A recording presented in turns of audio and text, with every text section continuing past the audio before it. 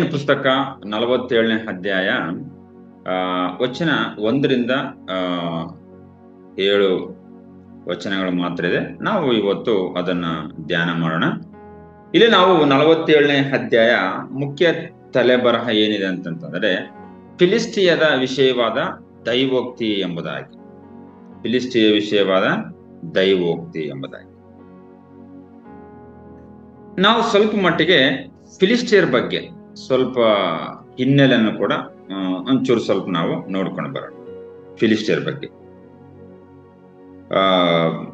ಫಿಲಿಸ್ಟಿಯರ ಒಂದು ಮೂಲ ಯಾರಂತಂದ್ರೆ ಇವರು ಗ್ರೀಕ್ ಜನಾಂಗದವರು ಎಂಬುದಾಗಿ ನಮ್ಗೆ ಇತಿಹಾಸ ತಿಳಿಸ್ತಾ ಇದೆ. ಗ್ರೀಕ್ ಜನಾಂಗದವರು. ಫಿಲಿಸ್ಟಿಯರು ಕಾನಾನ್ ದೇಶದ ಒಂದು ಪಶ್ಚಿಮ ಕರಾವಳಿಯಲ್ಲಿ ಮೂಲತಂದ್ರೆ ಮೆಡಿಟೇರಿಯನ್ ಸಮುದ್ರದ ಬಳಿಯಲ್ಲಿ ಇರ್ತಕ್ಕಂಥ ವ್ಯಕ್ತಿಗಳು. ಕರಾವಳಿ ಅಂತಂದ್ರೆ ಈಗೆಲ್ಲ ನಮಗೆಲ್ಲ ಮಂಗಳೂರು, ಉಡುಪಿ, ಚಿಕ್ಕಮಗಳೂರು ಇವೆಲ್ಲೂ ಕೂಡ ಆ ಕಡೆ ಆ ಭಾಗದಲ್ಲಿ ಯಾವ ರೀತಿಲಿ ಇರ್ತಾರೋ ಕರಾವಳಿ ಪ್ರಾಂತ್ಯ. ಸೊ ಅದೇ ಪ್ರಕಾರವಾಗಿ ಇವರು ಕೂಡ ಈ ಫಿಲಿಸ್ಟಿಯ ಜನಾಂಗದವರು ಕೂಡ ಮೆಡಿಟೇರಿಯನ್ ಸಮುದ್ರದ ಬಳಿ ಅಂದ್ರೆ ಕಾನಾನ್ ದೇಶದ ಪಶ್ಚಿಮ ಒಂದು ಕರಾವಳಿಯಲ್ಲಿ ಇವರು ಯಾರಂತಂದ್ರೆ ಈ ಫಿಲಿಸ್ಟಿಯರು ವಾಸವಾಗಿರ್ತಾರೆ. ಇವರು ಎಲ್ಲಿಂದ ಹುಟ್ಟಿದ್ದಾರೆ ಅಂತಂತಂದ್ರೆ ಕ್ರೇತಾ ದ್ವೀಪ ಅಂತ ಒಂದಿದೆ. ಆ ದ್ವೀಪದಿಂದಲೇ ಇವರು ಹುಟ್ಟಿಕೊಂಡಿದ್ದಾರೆ ಎಂಬುದಾಗಿ ನಾವು ನೋಡಬಹುದು ಚರಿತ್ರೆಯಲ್ಲಿ, ಕ್ರೇತಾ ದ್ವೀಪ ಎನ್ನುವಂಥದ್ದು.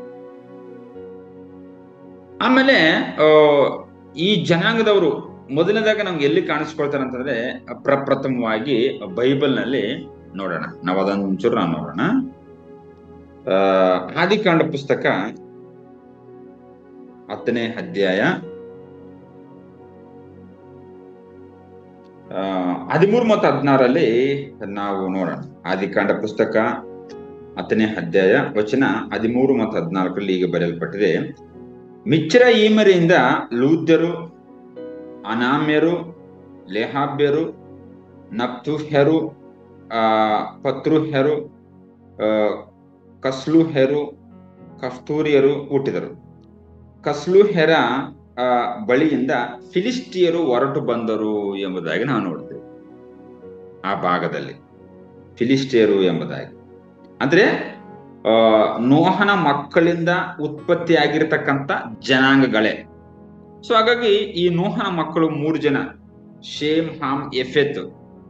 ಹಾಗಾಗಿ ಈ 3 ಜನ ಮಕ್ಕಳಿಂದಲೇ ಈ ಫಿಲಿಸ್ಟಿಯ ಜನಾಂಗದವರು ಉಂಟಾಗಿದ್ದಾರೆ ಎಂಬುದಾಗಿ ನಮಗೆ ಗೊತ್ತಾಗ್ತದೆ. ಸೊ ಫಿಲಿಸ್ಟಿಯರ್ ಅನ್ನುವಂಥ ಜನ ಹುಟ್ಟಿದ್ದೇ ಈ 10ನೇ ಅಧ್ಯಾಯದಲ್ಲಿ. ನಂತರದಲ್ಲಿ ಕೂಡ ನಾವು ಕೂಡ ನೋಡ್ಬೋದು. ನಂತರದಲ್ಲಿ ಆದಿಕಾಂಡ ಪುಸ್ತಕ 21ರಲ್ಲಿ ಕೂಡ ನಾವು ನೋಡ್ತೇವೆ. 21:32ರಲ್ಲಿ ಕೂಡ ಈಗ ಬರೆಯಲ್ಪಟ್ಟಿದೆ. ಬೇರ್ಷೆಬದಲ್ಲಿ ಅವರು ಒಡಂಬಡಿಕೆಯನ್ನು ಮಾಡಿಕೊಂಡರು. ತರುವಾಯ ಅಭಿಮಲೇಕನು ಅವನ ಸೇನಾಪತಿಯಾದ ಫಿಕೋಲನು ಫಿಲಿಸ್ಟಿಯರ ದೇಶಕ್ಕೆ ತಿರುಗಿ ಹೊರಟು ಹೋದರು ಎಂಬುದಾಗಿ. ಸೊ ಇಲ್ಲಿ ಕೂಡ ನಾವು ನೋಡ್ತಿದ್ದೇವೆ ಅಬ್ರಾಹ್ಮನ ಕಾಲದಲ್ಲಿ ಕೂಡ ಫಿಲಿಸ್ಟಿಯರು ಮತ್ತು ಫಿಲಿಸ್ಟಿಯರ ದೇಶ ಇದೆ ಎಂಬುದಾಗಿ ಕೂಡ ನಾವಿಲ್ಲಿ ನೋಡ್ತಾ ಇದ್ದೇವೆ. ಸೊ ಈ ರೀತಿಯಾಗಿ ಏನಂತಂದ್ರೆ ಫಿಲಿಸ್ಟಿಯರು ಕೂಡ ಆಗಿನ ಕಾಲದಲ್ಲಿ ಆದಿಕಾಂಡ ಪುಸ್ತಕದಲ್ಲಿ ಅಬ್ರಾಹ್ಮನ ಕಾಲದಲ್ಲಿಯೇ ಇದ್ದರು ಎಂಬುದಾಗಿ ನಮ್ಗಿಲ್ಲಿ ಗೊತ್ತಾಗ್ತದೆ. ಆಮೇಲೆ ಇವರು ಮುಖ್ಯವಾಗಿರ್ತಕ್ಕಂಥ ಪಟ್ಟಣಗಳು ಯಾವುವು ಅಂತಂತಂದ್ರೆ ಒಂದು 5 ಪಟ್ಟಣಗಳು ತುಂಬಾ ಪ್ರಸಿದ್ಧವಾಗಿರ್ತಕ್ಕಂಥ ಪಟ್ಟಣಗಳು ಇವರು.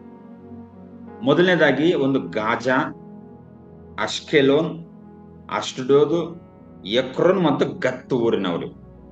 ಸೊ ಈ 5 ಪಟ್ಟಣಗಳು ತುಂಬಾ ಅವ್ರಿಗೆ ಫೇಮಸ್ ಆಗಿರ್ತಕ್ಕಂಥ ಪಟ್ಟಣಗಳು. ಅದರಲ್ಲಿ ಬಹುಮುಖ್ಯವಾಗಿ ಯಾವ್ದಂದ್ರೆ ಗಾಜಾ ಮತ್ತು ಅಷ್ಕೆಲೋನ್ ಪಟ್ಟಣಗಳು ಅವ್ರಿಗೆ ತುಂಬಾ ತುಂಬಾ ಪ್ರಾಮುಖ್ಯವಾಗಿರ್ತಕ್ಕಂಥ ಪಟ್ಟಣಗಳಾಗಿದ್ದವು. ಗಾಜಾ, ಅಷ್ಕೆಲೋನ್, ಅಷ್ಡೋದು, ಎಕ್ರೋನ್ ಮತ್ತು ಗತ್ ಊರು. ಈ 5 ಪಟ್ಟಣಗಳು ಫಿಲಿಸ್ಟಿಯರಿಗೆ ತುಂಬಾ ತುಂಬಾ ತುಂಬಾ ಪ್ರಾಮುಖ್ಯವಾಗಿರ್ತಕ್ಕಂಥ ಪಟ್ಟಣಗಳು ಆಗಿದ್ದವು. ನಂತರದಲ್ಲಿ ಇವರು ಯಾವಾಗಿದ್ರು ಎಂಬುದಾಗ ನಾವು ನೋಡಿದ್ರೆ, ಯಾವಾಗ ಇವರು ಜನನ ಇದು ಮೂಲ ಎಂಬುದಾಗ ನಾವು ನೋಡಿದರೆ ಕ್ರಿಸ್ತ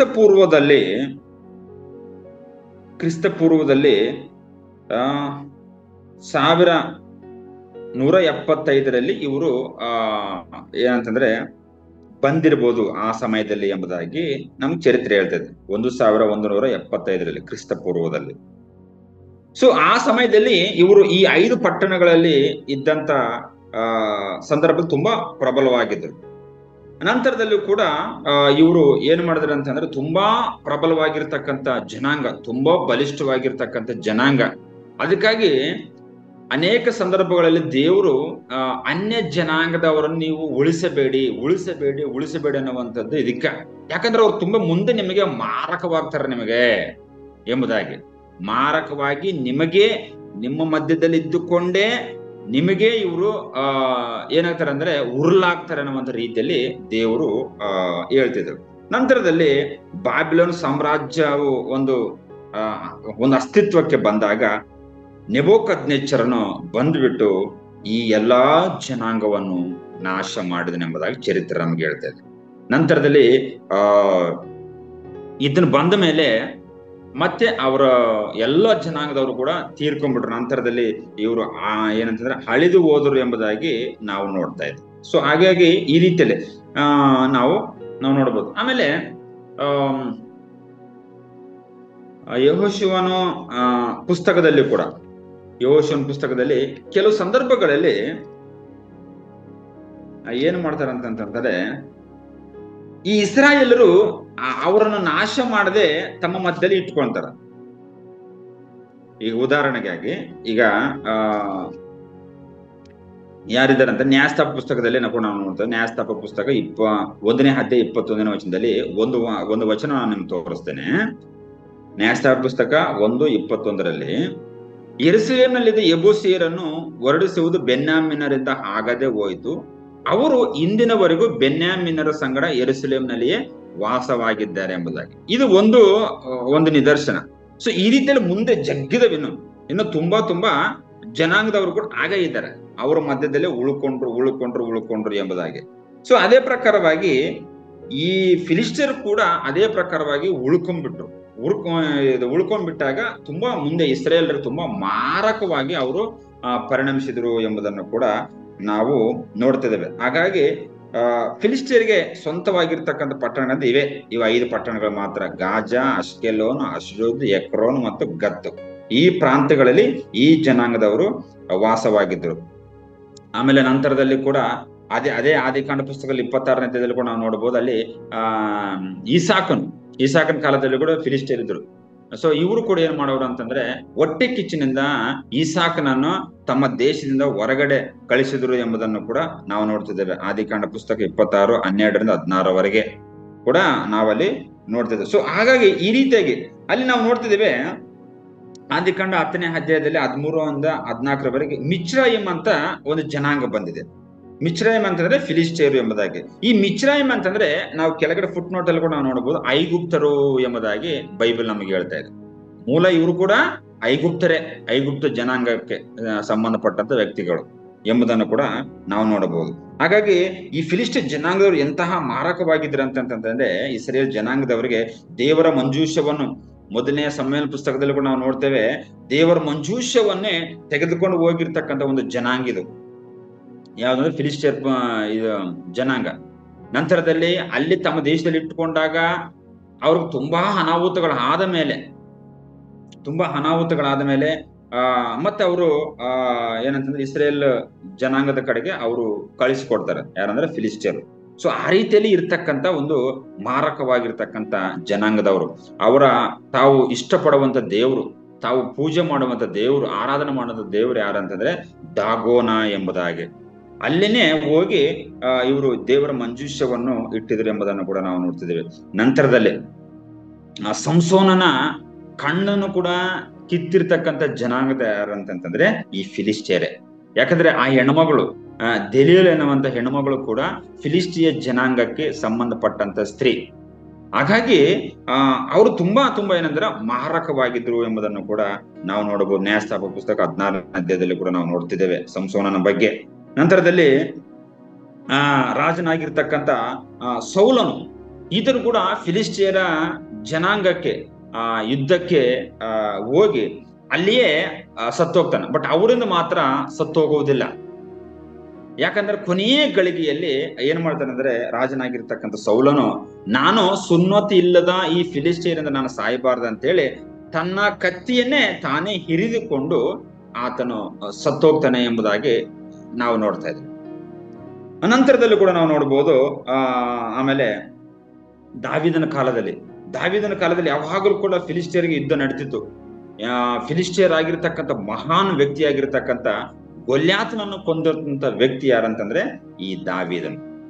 ಸೊ ಹಾಗಾಗಿ ಈ ರೀತಿಯಾಗಿ ಏನಂತಂದ್ರೆ, ಫಿಲಿಸ್ಟಿಯರಿಂದ ಇಸ್ರಾಯೇಲ್ ಜನಾಂಗಕ್ಕೆ ತುಂಬಾ ಮಾರಕವಾಗಿರ್ತಕ್ಕಂಥ ಜನರು. ಆಗಿನ ಕಾಲದಲ್ಲಿ ಇವರು ನೀವು ಸಂಹಾರ ಮಾಡ್ರಿ ಉಳಿಸಬೇಡ್ರಿ ಎಂಬುದಾಗಿ ದೇವರು ಎಷ್ಟೋ ಸಾರಿ ಹೇಳಿದ್ರು ಕೂಡ ಈ ಜನಾಂಗದವರು ಏನಂತಂದ್ರೆ ಅವ್ರನ್ನ ಉಳಿಸದೆ ಬಿಟ್ರು ಎಂಬುದನ್ನು ಕೂಡ ನಾವು ನೋಡ್ತಿದ್ವಿ. ಹಾಗಾಗಿ ಅಂದು ಉಳಿಸದೆ ಬಿಟ್ಟದ್ರಿಂದ ಈಗ ಯೆರೆಮೀಯನ ಪುಸ್ತಕದಲ್ಲಿ ನಾವು ನೋಡ್ತಿದ್ದೇವೆ, ಆ ಜನರು ಸ್ವಲ್ಪ ಮಟ್ಟಿಗೆ ಉಳ್ಕೊಂಡಿದ್ದರಿಂದಲೇ ಅವರಿಗೆ ಆ ಒಂದು ದೈವೋಕ್ತಿಯನ್ನು ದೇವರು ದಯಪಾಲಿಸ್ತಾ ಇದ್ದಾರೆ. ಅವ್ರ ಬಗ್ಗೆ ಒಂದು ದೈವೋಕ್ತಿ ಅದು ನಾವು ನೋಡ್ತಿದ್ದೇವೆ 47ನೇ ಒಂದು ಯೆರೆಮೀಯನ ಪುಸ್ತಕ. ಅಲ್ಲಿ ನಾವು ನೋಡ್ತಿದ್ದೇವೆ ಫಿಲಿಸ್ಟಿಯದ ವಿಷಯವಾದ ಒಂದು ದೈವೋಕ್ತಿ.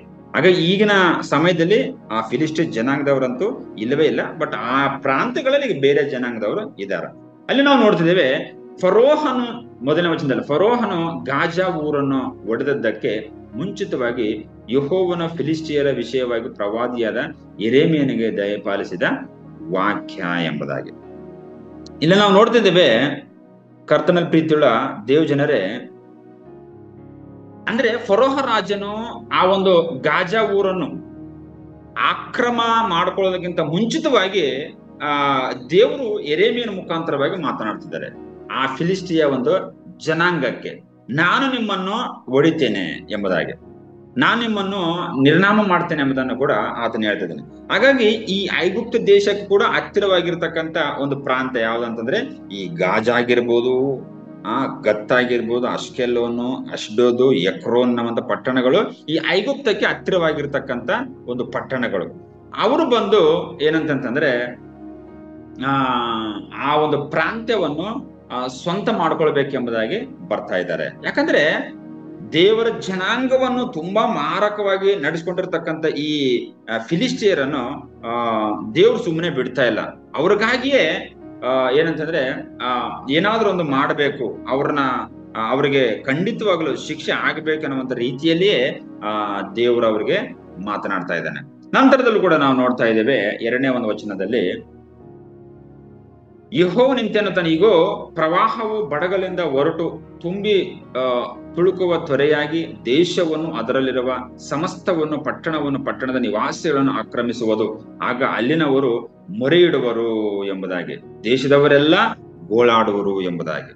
ಹೀಗಾಗಿ ಇಲ್ಲಿ ನಾವು ನೋಡ್ತಿದ್ದೇವೆ ಫರೋಹನ ಆದ್ಮೇಲೆ ನಂತರದಲ್ಲಿ ಆಕ್ರಮಣ ಮಾಡಿರ್ತಕ್ಕಂಥ ವ್ಯಕ್ತಿ ಯಾರಂತಂದ್ರೆ ನೆಬೂಕದ್ನೆಚ್ಚರನೇ. ಹಾಗಾಗಿ ಆ ನೆಬೂಕದ್ನೆಚ್ಚರನ ಬಂದು ಆ ಪ್ರಾಂತವನ್ನೆಲ್ಲ, ಆ ಫಿಲಿಸ್ಟಿಯರ್ ಪ್ರಾಂತವನ್ನೆಲ್ಲ ಆಕ್ರಮಿಸಿ ಆ ದೇಶವನ್ನು ಸರ್ವನಾಶ ಮಾಡ್ತಾ ಇದ್ದಾನೆ. ಸರ್ವನಾಶ ಮಾಡಿದ ಮೇಲೆ ಅಲ್ಲಿರ್ತಕ್ಕಂಥ ಪಟ್ಟಣಗಳಿರ್ತಕ್ಕಂಥ ನಿವಾಸಿಗಳು ತುಂಬಾ ಓಲಾಡ್ತಾ ಇದ್ದಾರೆ, ದೇವರಿಗೆ ಮೊರೆ ಇಡ್ತಾ ಇದ್ದಾರೆ, ನಮ್ಮ ಕಣ್ಣೀರನ್ನು ನೋಡ್ರಿ ಎಂಬುದಾಗಿ. ಆದ್ರೆ ಆ ರೀತಿಯಲ್ಲಿ ಅವರು ಒಂದ್ ವೇಳೆ ಕಣ್ಣೀರು ಏನಂತಂದ್ರೆ ಅವರೆಷ್ಟೇ ಹತ್ತಿದ್ರು ಕೂಡ ದೇವರು ಅವ್ರಿಗೆ ಇದು ವಿರುದ್ಧವಾಗಿ ಏನಂತಂದ್ರೆ ದೈವೋಕ್ತಿಯನ್ನು ಕೂಡ ನೋಡ್ತಿದ್ದಾನೆ. ಯಾಕಂದ್ರೆ ಈ ಜನಾಂಗದವರು ಇಸ್ರೇಲರು ತುಂಬಾ ಮಾರಕವಾಗಿರ್ತಕ್ಕಂಥ ಜನಾಂಗದವರು ಎಂಬುದಾಗಿ. ಸೊ ಹಾಗಾಗಿ ಆ ರೀತಿಯಲ್ಲಿ ದೈವೋಕ್ತಿ ಹೇಳಿದ್ರಿಂದಲೇ ಬಾಬಿಲೋನ್ ಅರಸನಾಗಿರ್ತಕ್ಕಂಥ ನೆಬೂಕದ್ನೆಚ್ಚರನು ಬಂದು ಆ ದೇಶವನ್ನು ಸರ್ವನಾಶ ಮಾಡಿದನು ಎಂಬುದನ್ನು ಕೂಡ ನಾವು ನೋಡ್ತಿದ್ದೇವೆ. ನಂತರದಲ್ಲಿ ಒಂದು 3ನೇ ವಚನ, ಶತ್ರುವಿನ ತುರಗಗಳ ಗೊರಸುಗಳು ನೆಲವನ್ನು ಅಪ್ಪಳಿಸುವ ಶಬ್ದಕ್ಕೂ, ರಥಗಳ ರಭಸಕ್ಕೂ, ಚಕ್ರಗಳ ಬಿರುಗುಟ್ಟುವಿಕೆಗೂ ತಂದೆಗಳು ಹೆದರುತ್ತಾ ಜೋಲು ಗೈಯುವರಾಗಿ ತಮ್ಮ ಮಕ್ಕಳನ್ನು ಹಿಂದಿರುಗಿ ನೋಡರು ಎಂಬುದನ್ನು ಕೂಡ ಇಲ್ಲಿ ನಾವು ನೋಡ್ತೀವಿ. ಅಂದ್ರೆ ಅಂತಹ ಕಠಿಣವಾಗಿರ್ತಕ್ಕಂಥ ಒಂದು ಪರಿಸ್ಥಿತಿ ಬಂದಿದೆ ಎಂಬುದನ್ನು ಕೂಡ ನಾವು ನೋಡ್ತಿದ್ದೇವೆ. ಅಂದ್ರೆ ಇಲ್ಲಿ ಫಿಲಿಸ್ಟಿಯರು ತುಂಬಾ ಪರಾಕ್ರಮಶಾಲಿಗಳಾಗಿದ್ರು ಕೂಡ ಬ್ಯಾಬಿಲೋನ್ ಸೈನ್ಯದೊಂದಿಗೆ ಅವ್ರು ಏನಾಗ್ತಾರೆ ಅಂತಂದ್ರೆ ಸೋತು ಹೋಗ್ತಾ ಇದ್ದಾರೆ, ವಿಫಲಗೊಳ್ತಾ ಇದ್ದಾರೆ. ಅವರಿಗೆ ಧೈರ್ಯವು ಕುಂದಿ ಹೋಗ್ತಾ ಇದೆ. ಯಾರಿಗೆ? ಫಿಲಿಸ್ಟಿಯರಿಗೆ. ಒಂದು ಕಾಲದಲ್ಲಿ ಇಸ್ರಾಯೇಲರೊಂದಿಗೆ ಯಾವಾಗಲೂ ಯುದ್ಧ ಮಾಡುವಂತ ಜನಾಂಗ ಅಂತಂದ್ರೆ ಈ ಫಿಲಿಸ್ಟಿಯರೇ. ಇವ್ರು ಯಾವಾಗ ತುಂಬಾ ಬಲಿಷ್ಠವಾಗಿರ್ತಕ್ಕಂಥ ಜನಾಂಗ, ಬಲಶಾಲಿ ಆಗಿರ್ತಕ್ಕಂಥ ಜನಾಂಗ. ಅಂತ ಜನಾಂಗದವರು ಅಂತಹ ಪರಾಕ್ರಮಶಾಲಿಗಳಾಗಿದ್ರು ಕೂಡ ಈಗ ಏನಾಗ್ತಾರೆ ಅಂತಂದ್ರೆ ತಮ್ಮ ಮಕ್ಕಳನ್ನು ಹಿಂದಿರುಗಿ ನೋಡ್ಲಿಕ್ಕೆ ಕೂಡ ಆಗೋದಿಲ್ಲ. ಯಾಕಂದ್ರೆ ಅವರು ಯುದ್ಧದಲ್ಲಿ ಅವರು ಸತ್ತು ಹೋಗ್ತಾರೆ ಎಂಬುದನ್ನು ಕೂಡ ಇಲ್ಲಿ ನಾವು ನೋಡ್ತಿದ್ದೇವೆ. ಹಾಗಾಗಿ ಕರ್ತನಲ್ಲಿ ಪ್ರೀತಿಯುಳ್ಳ ದೇವಜನರೇ, ಪ್ರತಿ ಮಾನವನು ಕೂಡ ಯಾರಿಗಾದ್ರೂ ಅಪೋಸಿಷನ್ ಬಂದ್ರೆ ನಡ್ಕೊಂಡ್ರು ಕೂಡ ಓಕೆ, ಅದು ಹೆಂಗಂತ ಗೊತ್ತಿಲ್ಲ. ಬಟ್ ದೇವರಿಗೆ ವಿರುದ್ಧವಾಗಿ, ಸಾಕ್ಷಾತ್ ಲೋಕ ರಕ್ಷಕನಿಗೆ ಅಥವಾ ಯೆಹೋವ ದೇವರಿಗೆ ಅವರು ಯಾರಾದ್ರೂ ವಿರುದ್ಧವಾಗಿ ನಡ್ಕೊಂಡಿದ್ದೇ ಆದ್ರೆ, ತಮ್ಮ ಜನಾಂಗಕ್ಕೆ ವಿರುದ್ಧವಾಗಿ ನಡ್ಕೊಂಡಿದ್ದೇ ಆದ್ರೆ ದೇವರು ಖಂಡಿತವಾಗ್ಲೂ ಕೂಡ ಬಿಡುವುದಿಲ್ಲ ಎಂಬುದಾಗಿ ನಮಗೆ ಗೊತ್ತಾಗ್ತಾ ಇದೆ.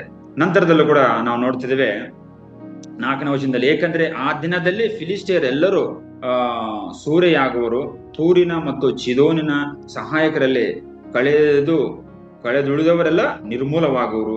ಕಫ್ತೋರ್ ದ್ವೀಪದವರಿಂದ ಉತ್ಪನ್ನರಾದ ಫಿಲಿಸ್ಟಿಯರನ್ನು ಯೆಹೋವನೇ ಸೂರೆ ಮಾಡುವನು ಎಂಬುದಾಗಿ. ಹಾಗಾಗಿ ಈ ಜನಾಂಗವನ್ನು ಹಾಳು ಮಾಡ್ಲಿಕ್ಕೆ ಇಸ್ರಾಯೇಲ್ರೇ ಅಂತ ಏನ್ ಬೇಕಾಗಿಲ್ಲ. ಬೇರೆ ಜನಾಂಗದವರು ಬಂದು ಕೂಡ ಇವ್ರ ಮೇಲೆ ಆಕ್ರಮಣ ಮಾಡಿ ಇವರನ್ನು ಸೋಲಿಸಿದ್ರು ಎಂಬುದನ್ನು ಕೂಡ ನಾವು ನೋಡ್ತಿದ್ದೇವೆ. ಅಲ್ಲಿ ನಾವು ನೋಡ್ತೀವಿ 4ನೇ ವಚನದಲ್ಲಿ ಕೂಡ ಏನಂತಂದ್ರೆ, ಈ ಜನಾಂಗದಲ್ಲಿ ಎಷ್ಟು ಜನ ಉಳಿದಿದ್ದಾರೆ ಅಂತಂದ್ರೆ ಅಷ್ಟು ಜನರನ್ನು ಕೂಡ ಈ ಬಾಬಿಲೋನ್ ಸಾಮ್ರಾಜ್ಯದ ಅರಸನಾಗಿರ್ತಕ್ಕಂಥ ನೆಬೂಕದ್ನೆಚ್ಚರನು ಬಂದು ಅವರೆಲ್ಲರನ್ನು ಕೂಡ ಸರ್ವನಾಶ ಮಾಡಿದನು ಎಂಬುದನ್ನು ಕೂಡ ನಾವು ನೋಡ್ತಾ ಇದ್ದೇವೆ. ಹಾಗಾಗಿ ಕೆಲವು ಸಂದರ್ಭಗಳಲ್ಲಿ ನಮ್ಮ ಬಲ, ನಮ್ಮ ಪರಾಕ್ರಮ ಯಾವುದು ಕೂಡ ದೇವರ ಮುಂದೆ ಅದು ನಿಲ್ಲಕ್ಕೆ ಆಗುವುದಿಲ್ಲ. ನಾವೆಷ್ಟೇ ಒಂದು ಪರಾಕ್ರಮ ಆಗಿದ್ರು ಕೂಡ ದೇವರ ಮುಂದೆ ಅದು ನಿಲ್ಲಕ್ಕೆ ಕೂಡ ಆಗೋದಿಲ್ಲ. ದೇವರು ನಾಶ ಮಾಡಬೇಕೆಂಬುದಾಗಿ ತೀರ್ಮಾನ ಮಾಡಿದೆ ಆದ್ರೆ ಖಂಡಿತವಾಗ್ಲೂ ಕೂಡ ಉಳಿಯಲಿಕ್ಕೆ ಆಗುವುದಿಲ್ಲ. ಹಾಗಾಗಿ ಅದೇ ಒಂದು ನಿದರ್ಶನ ಏನಂತಂದ್ರೆ ಈ ಫಿಲಿಸ್ಟಿಯರು. ಫಿಲಿಸ್ಟಿಯರ್ ಎಷ್ಟೇ ಪರಾಕ್ರಮ ಶಕ್ತಿಗಳಾಗಿದ್ರು ಕೂಡ ದೇವರ ಮುಂದೆ ಇರ್ಲಿಕ್ಕೆ ಆಗುವುದಿಲ್ಲ. ಯಾವಾಗಲೂ ಕೂಡ ದೇವ ಜನಾಂಗದವರೊಂದಿಗೆ ಯುದ್ಧ ಮಾಡುವಂತ ಒಂದು ಜನಾಂಗ. ಒಂದಿಬ್ಬರು ಕಾಲದಲ್ಲಿ ಮಾತ್ರ ಸಮಾಧಾನವಾಗಿತ್ತು ಎಂಬುದನ್ನು ಕೂಡ ನಾವು ನೋಡ್ತಿದ್ದೇವೆ. ಒಬ್ಬರು ಕಾಲ ಅಂದ್ರೆ ದಾವೀದನ ಕಾಲದಲ್ಲಿ ಸ್ವಲ್ಪ ಸಮಾಧಾನವಾಗಿದ್ರು, ನಂತರದಲ್ಲಿ ಸೊಲೊಮೋನನ ಕಾಲದಲ್ಲಿ ಅಂತೂ ಪೂರ್ತಿಯಾಗಿ ಸಮಾಧಾನವಾಗಿತ್ತು ದೇಶ. ಯಾರ ಹತ್ರ ಕೂಡ ಯುದ್ಧ ಇರಲಿಲ್ಲ ಎಂಬುದನ್ನು ಕೂಡ ನಾವು ನೋಡ್ತಾ ಇದ್ದೇವೆ.